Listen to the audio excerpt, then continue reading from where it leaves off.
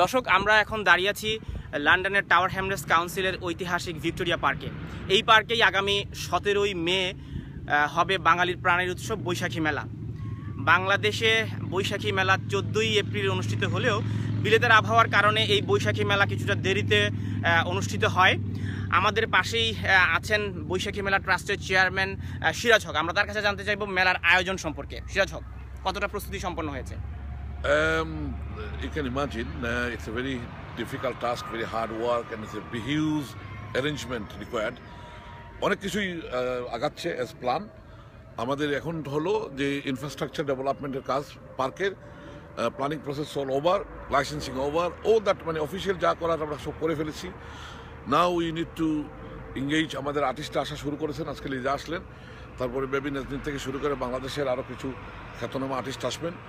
আমাদের ইয়াং ট্যালেন্টদেরকে উৎসাহিত করার জন্য আমরা এবার অ্যাডাম সালে এবং শেখ আকবর আমেরিকা থেকে নিয়ে আসছি।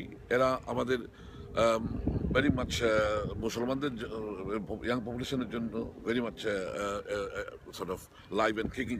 তো আমরা দেখেছি যে এখানে অনেকেই এই বৈশাখী মেলার বিরোধিতা করে থাকেন। এই বৈশাখী মেলার বিরোধিতার মূল কারণটি কি, এবং এই বিরোধী যাতে না করেন বাঙালি সংস্কৃতিকে এই বিরোধীদের মুখে পড়তে হয় কেন? আপনারা কি প্রস্তুতি নিচ্ছেন? সবাইকে বলবো যে এ ধরনের কোনো ধর্মীয় দৃষ্টিভঙ্গিতে যারা বিরোধিতা করেন তাদেরকে বলবো যে দেশে freedom of expression, freedom of activities, human dignity and রাইটসগুলো উইথহোল্ড আছে।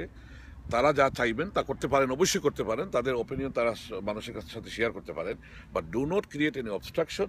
কোনো ফিজিক্যাল এবং কোনো মেন্টালি মানুষকে ডিস্টার্ব করবেন না, আপনাকেও কেউ করতেছে না। So you do whatever you want to do in your own life, let other people do what they believe in. So কারো বিশ্বাসের মধ্যে, কারো কর্মতৎপরতা, কারো এনজয়মেন্টের মধ্যে কোনো ইনফ্রিজ আমাদের করার কারো অধিকার নেই। অসংখ্য ধন্যবাদ সিরাজ হক আপনাকে। আমরা জানি যে ইতিমধ্যে কয়েকজন আর্টিস্ট লন্ডনে এসেছেন, আমার পাশেই আছেন, আজকেই এসে পৌঁছেছেন কণ্ঠশিল্পী ক্লোজ আপ তারকা লিজা। লিজা, আপনার অনুভূতি কি? আপনি চতুর্থবারের মতো, তৃতীয়বারের মতো লন্ডনের এই বৈশাখী মেলায় এসেছেন। তো এবারের আপনি দর্শকদের জন্য কি নিয়ে এসেছেন আসলে? এটা অনেক সৌভাগ্যের বিষয়। আমি অবশ্যই বলবো যে 3বারের মতো থার্ড টাইম আমি এখানে পারফর্ম করছি। আর আমার কাছে দেশের বাইরে সবচেয়ে বড় এবং সবচেয়ে বেশি আমি আমার দর্শকদেরকে পাই এই লন্ডনের এই মেলাটাতে, এবং এখানে এত পরিমাণ বাঙালি আসে তো কখনো মনেই হয় না যে আমি দেশের বাইরে শো করছি।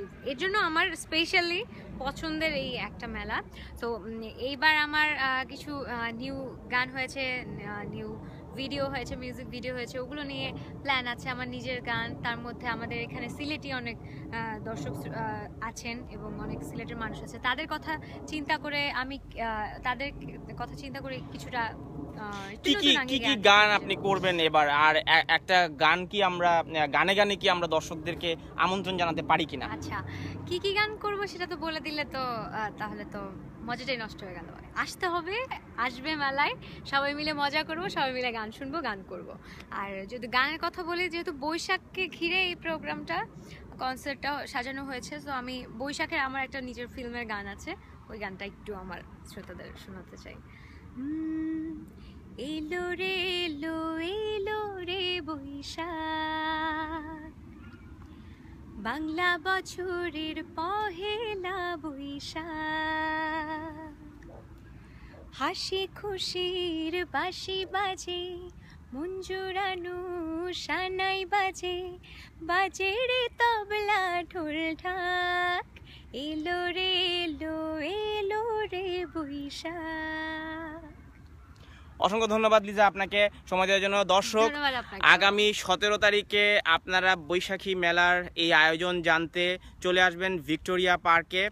আবহাওয়া নিশ্চয়ই ভালো থাকবে, আপনাদের সবাইকে আমন্ত্রণ। ধন্যবাদ।